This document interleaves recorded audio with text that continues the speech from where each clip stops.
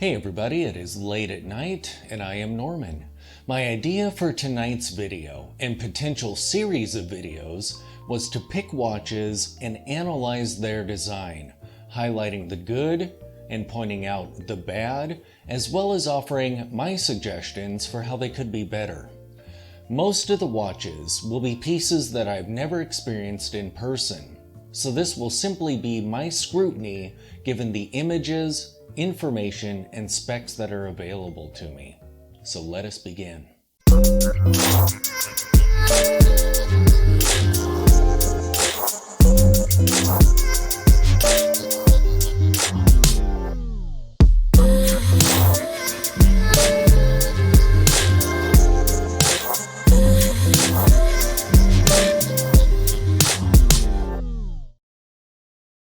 To kick off this series, I chose a watch that I knew fairly well. I've never experienced one in person, but I've certainly seen it in photographs, both online and in print. I chose the Christopher Ward C60 Sapphire line, and I chose poorly. Alright, let's analyze this line of watches. I've chosen the following categories that I will use to scrutinize them. First impressions, materials, proportions, functionality/movement, case and dial design, and price point. Unless the only dive watch you would ever consider would be a super minimalistic dive watch, it is difficult to imagine that these watches are anything less than scroll stopping. They are unique and amazing looking. The blue line is like looking into the sea itself, like the movement and the date wheel are submerged in some tropical ocean. Now I hear that the blue is actually a bit darker in person than it appears in photographs, but just wow. And in my opinion, the black dial variant, it has sort of a dark sci-fi vibe to it. Both of these lines really command respect. They are in a class all their own. They are loud yet subdued, complex yet straightforward. When I look at them, it's like they're up on a display staring down at me. They just have something, maybe a majestic vibe to them. And again, this is just in photos. I've never seen one in the flesh. As for the materials, I feel like materials actually don't vary much except at the extreme ends of the price point spectrum. Cheap watches might feature plated metal cases, mineral crystals, and on the high end, they might feature precious metals or gemstones. However, at this price point, stainless steel and sapphire are pretty standard, unless a brand is going with acrylic crystals to capture that vintage vibe. And sapphire is in the watch line's name. Not only is the case stainless steel and the crystal sapphire, but the dial is made of sapphire. Well, sapphire with a little bit of polycarbonate to provide the blue hue in the blue line.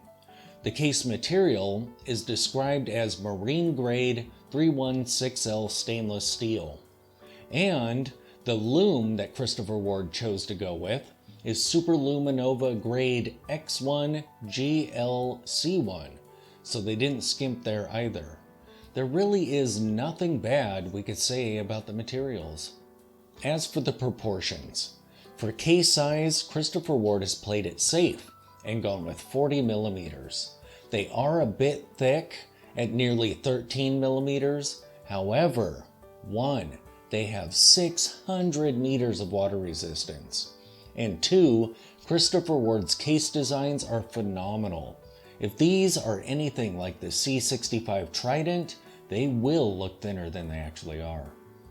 They have a 47mm lug-to-lug and 20mm lug width. So all of the dimensions of these watches are pretty standard. I feel that unless you're a fan of larger dive watches, these dimensions are spot on for a dive watch. And again, I would have to see one in person regarding the case height, but I bet they look thinner than they are. Christopher Ward tends to angle not only the bezel down toward the wrist, but the case itself. As for the functionality and the movement in these watches, for the functionality, they are simply three-handers with a date complication. However, as I've mentioned, they have 600 meters of water resistance, which is so amazing. These are legitimate dive watches. Inside of them is the Sellita SW200-1, which is a great movement, and they have an anti-shock system, so their insides are good as well. Regarding the case and dial design, as I've mentioned before, Christopher Ward case designs are top-notch. They design cases that look great from every angle. Many times, the sides of a watch case are just plain vertical surfaces, but not with Christopher Ward cases. The sides are just as interesting as the front.